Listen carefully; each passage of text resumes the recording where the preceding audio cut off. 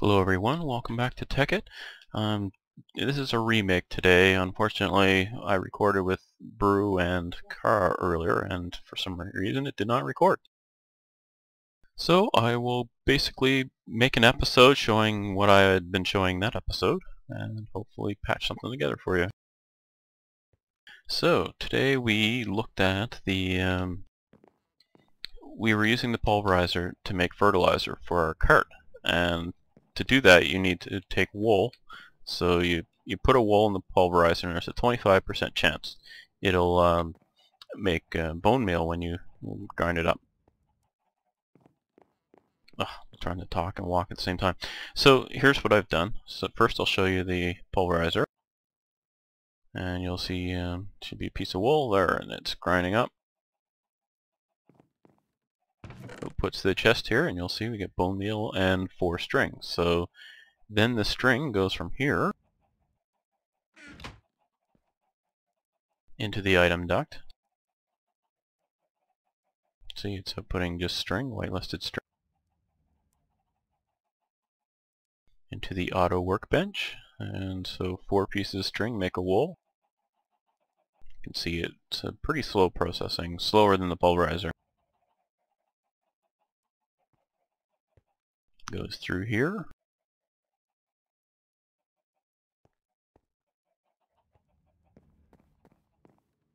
And it comes up and into the pulverizer. Now, when I recorded that last episode, I was having a heck of a time because I couldn't get it to work. It wouldn't pull it from the workbench, and then I realized it was because I hadn't.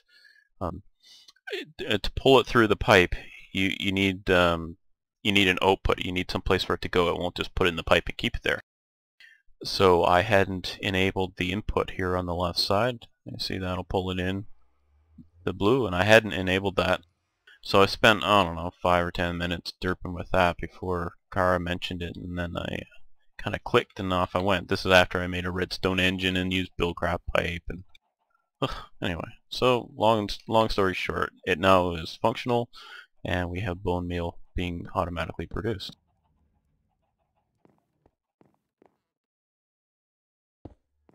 Love how the covers fit on those.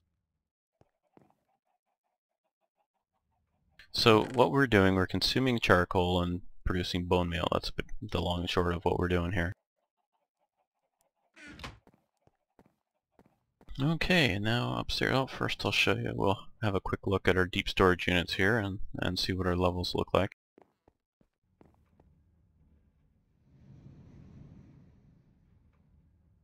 Ton of saplings. Went almost 10,000. Well, we've got over 9,500 wood now. Over 1,000 charcoal in there. The charcoal I'm having to do manually. We'll get something set up for that at some point soon. We're not outputting the seed from the cargo manager yet. We're just letting it get a good stockpile up there first.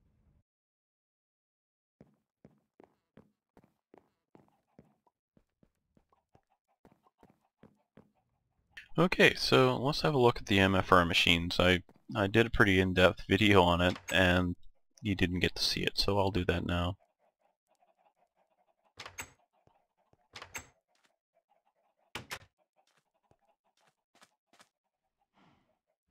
Make sure there's no boogeymen around here to interrupt me.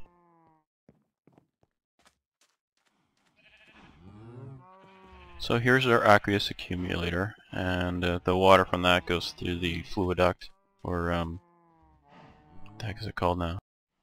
Is it fluiduct? Well, anyway, liquiduct, whatever. It used to be one name or the other. It has changed. Anyway, so the water goes through here and into the steam engines, steam dynamos. On the top here is item duct with the pneumatic servo here to pull the charcoal into the system here. I'll just show you the books. These are the books we've made so far. Now I'll show you how we made those books. You notice how Smite 4 is on there twice. If you put an item into the auto enchanter, there's a chance it will give you 2 enchants of the same type. So for instance, there's knockback 2 on there twice.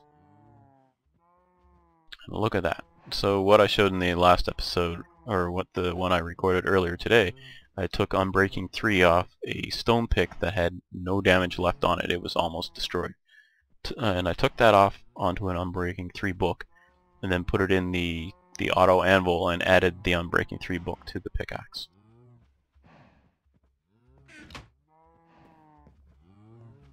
Alright, so the conduit is right here, the power conduit. Now I'll show you. I had to use, because the leadstone cells and the leadstone conduit only output 80 RF per tick. That's really low, and these machines, those 3 machines, haul a lot more than that. So I'll show you what I did to kind of overcome that. I doubled the bandwidth.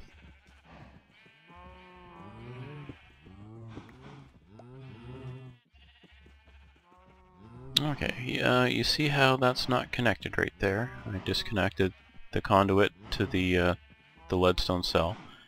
That is because it's inputting from the side over here, and then there's another pipe here. See, so the 5 steam dynamos feed these 2 energy cells. Each cell outputs 80 RF per tick.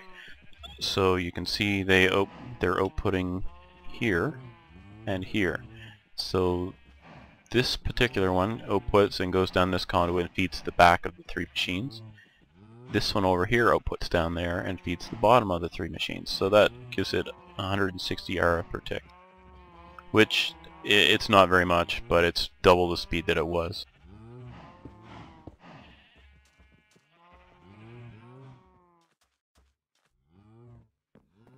Okay, now onto the machines. There's the auto enchanter, the disenchanter, and the anvil.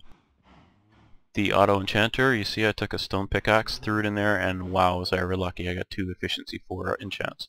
It doesn't always do 2, sometimes you'll get 1, sometimes you'll get 3 or more even. This is where you set the level, so this is set at 30, level 30. It uses the most power and the most mob essence. If I put it to 1, it would go a lot faster and use way less mob essence, but you gotta, I would get maybe 1 efficiency 1 from it. This is the auto disenchanter. Oh, let me grab some books here. Okay, so this stone pickaxe, it's a piece of garbage. I only did it just to get the enchants. So here's how we take them off. Put it in the disenchanter. Throw a single book in there. You can't put 2 books in and expect to automate it. It will not work. And as you can see, this is quite the energy hog. It's taking that 160 RF per tick and just gobbling it up and then some. So you can see it's slowly working away. And what it's going to do is take one of the efficiency 4 enchants off and put it on the book. And while that's working away, I'll show you the next machine. Now what I could do here is you put the item in, assume that it's I want to add an enchant to this stone pickaxe. I would then put the book in there, and it will use mob essence and power, and put the enchantment on the pick. So we'll show you that in a minute. Since we've got plenty of time, I don't have Cara here taking half the episode doing his build, so I got lots of time to fill. And if you get bored listening to me and you just want to see the results, you know how to skip it. I'll cry a bit while you do it. Okay, here we go. Efficiency 4. Here we go, another efficiency 4. Now what I could do is, instead of this, if I wanted this stone pick to have efficiency 5, I could now put that in the auto anvil with this book, and it would put efficiency 5 on there, and then I could pull that off, which would save a book basically. I'm thinking that maybe I should do that. Oh well.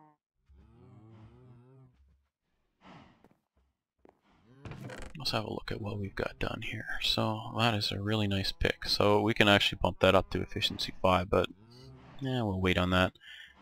Now, let me see, that's a stone sword, so we can strip the enchants off that one. We can put enchants on this one. Well, we can put looting 2 on that sword, but it'd be better on this one with the unbreaking. Unbreaking is very common, and so is the efficiency if you use tools. So you could add, unbreaking 3, which is the highest unbreaking. So you could put unbreaking 3 and knockback 2 and looting on one pick, or one sword. Wow, look at that one. Efficiency 5, unbreaking 3, and silk touch. So to repair that, you could use that in the auto anvil. We put this in with another sapphire pick and it'll repair it, I believe. It acts just like a normal anvil in that respect. The other thing we could do is if we wanted to take those enchants and put them on a diamond pick, we could strip them off the sapphire pick. It'll hurt the pick and possibly destroy the pick, but we would get all 3 of those enchants back off again. And they would go good on a diamond pick.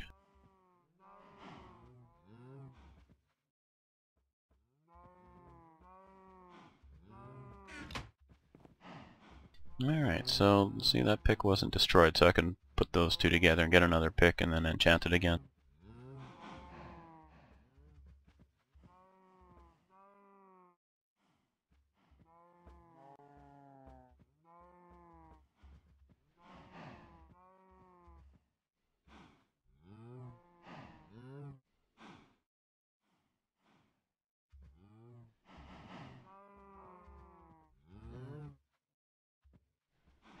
Okay, and that's about all there is. If you have any questions, feel free to ask me about it. I answer all my comments or any questions in the comments, and I'm pretty active there. You'll get an answer within a day, I imagine.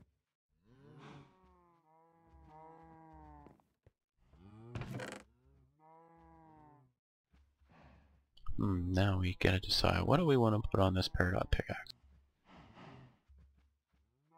Unbreaking 3, obviously. And we'll just put an single efficiency 4 on it.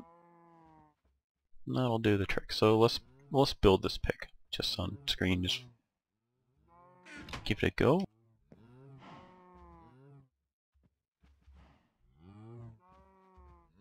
So put that in, and as you can see, this is using less than 160 RF per tick.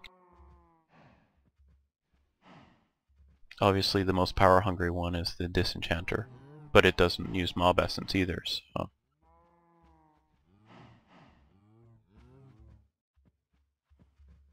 So we're burning up mob essence right now. There you go, pick with Unbreaking 3. And we'll put efficiency 4. Now that'll use a little more mob essence and probably more power. I imagine it's slower because you're putting more on there. Now if you look, for instance, on an enchantment table, you would see that it'll take more levels to put this on here than it did the first enchant. So as you add more, it will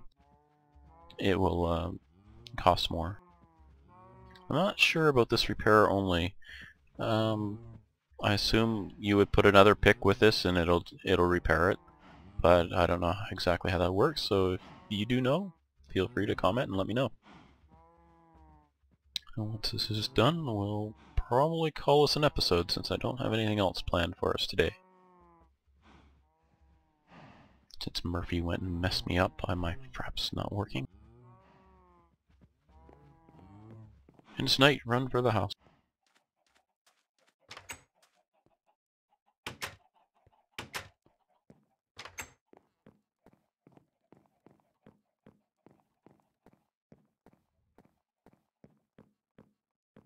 We'll have a look around and see what's around for monsters.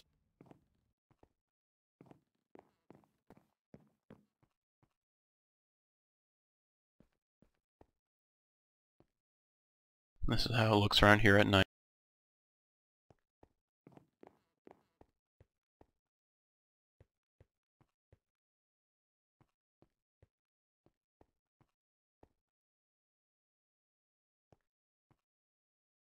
We've been planting more sugar cane there to make books, because we'll be using lots of books, I imagine. And you can see a dimensional door over there. Now I will have to do a bit of an episode on dimensional doors, so maybe I could pause it here and do some more. Yes, I think I'll do that. I'm going to set up some dimensional door stuff to show you guys this episode. Okay, I've gathered the materials. Now what we're going to make here is a stable fabric. So that is an ender pearl and some world threads. So I'll show you where I get the world threads here shortly. So we need to make the stable fabric, and then we'll make a rift signature, and that's how we make a rift in 2 locations, and then we add doors to link them.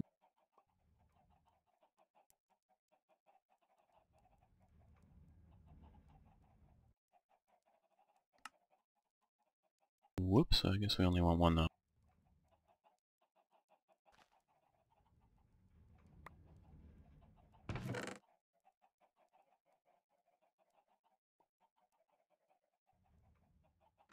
Okay, we'll need an iron door. Actually, we'll need a couple iron doors.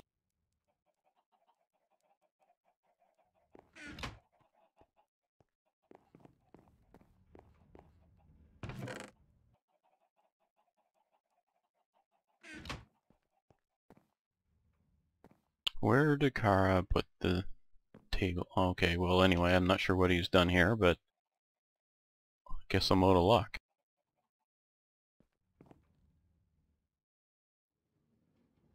Fine, Cara, be that way. I'll do it the other way.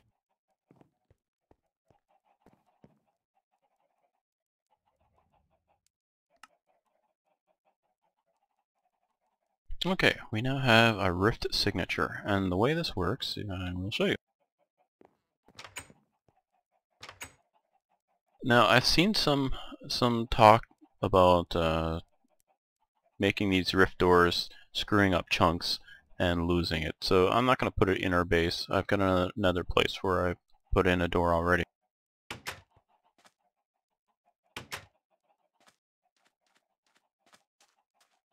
So we'll go through that door, and then I'll make another door from there to where our spawn is. The reason for this is because we had Iron Brew come over today, and he got here and died and went all the way back to his house again after walking for thousands of blocks.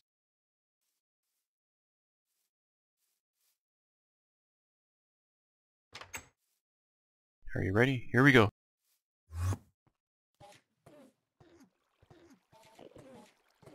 Okay, so here's our door. Now we want to make another door, and this one will go back to spawn. Actually, it'll go to my other house, which you'll be quite disappointed in, I sure am. So we right-click. Now what it didn't show you is it said in the text that the position was saved, but I have chat turned off. It was showing my AP, and Cara got me all paranoid about that, I guess. Okay, so we'll go to our next location. So I'm going to just show you my farm here. It's kind of in disrepair at the moment. But basically that is the unstable rift. And I'm not sure if it's spread or not, but it spawns endermen like crazy. That's where we got most of our ender pearls. And then I put the blocks in around here, and when the blocks get eaten by the rift, you see the one just popped there, they sometimes drop those pinky purple world threads, so you pick those up. Now you can also get them if you explore the dimensional door dungeons. But anyway, so I will pause this. I will go to my house and get set up to make the other end of the door, and you'll notice that the rift signature now is glowing like it's enchanted. That's because we've already set one location. Alright, so I'll be right back. Here's a quick look out. I was down below here when I was talking to you a second ago, and this is what the upper part looks like. So what I started with is the rift was just out on the ocean, just like this, and so I kind of nerd pulled up from the bottom and made this huge chamber. And if you maintain it, which means constantly placing blocks, you can keep the water out, and the endermen will fall down there. I usually leave some water at the bottom just so they don't hang around. And the blocks keep getting broken up. This was all covered, all this area, and then they would pop and the world thread would drop below. And then we had a couple little places here that we were using for killing endermen. Looks like they already ate away at most of it. Anyway, my house is over that way, so I'll zip over there now. Well, here's the door that leads from in the mine in my old house, the first one I made when I came here, and I haven't done anything on it in a long time. So this goes to the spawn. There's my original nether portal here. Okay, so we're going to make the other end of this rift. So what you do is you take it and you right click on the block. There's now a link between those. This spot and where I clicked in the that other little room, you'll see the same thing, this black swirly stuff.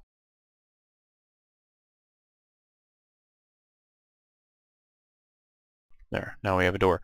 Now what I have been doing is, now I would go all the way back to the other end and put a door on it so it would face the right way. But you can, as far as I know, I can walk through this now and it will take me to the other side and create an iron door without me having to make one. So now we see if that's the case or not.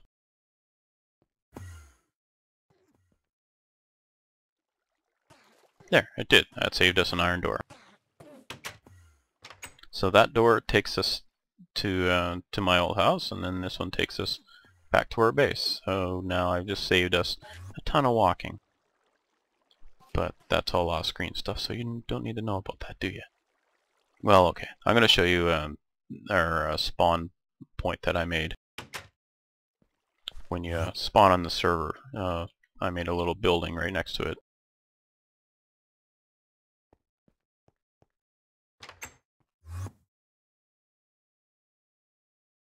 Oh, and of course it's night, so I can't really get out and show you, but there's not much to see anyway.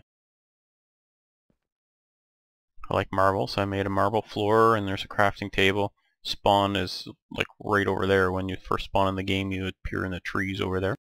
Then you come to this neat little building, and then you can go to Iron Brew's house and Sussex Driver's house. That's the one I just came through. Yusi's house, and then this one goes to the nether. Probably go through there and die, I'm sure. All the pigmen are all mad. Anyway, it's a simple little building, but it's about the epitome of my creativeness. I'm not very good at this sort of thing.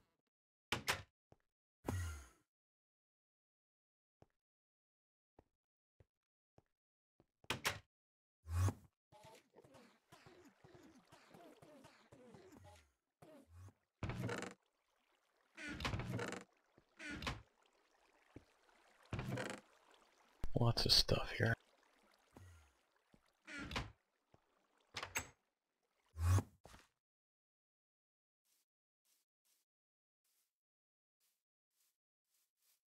And now I'm back home running for my life.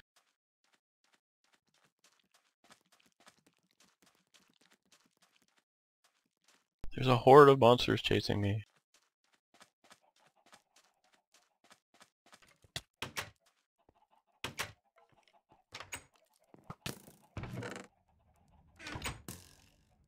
Wow, he shot me.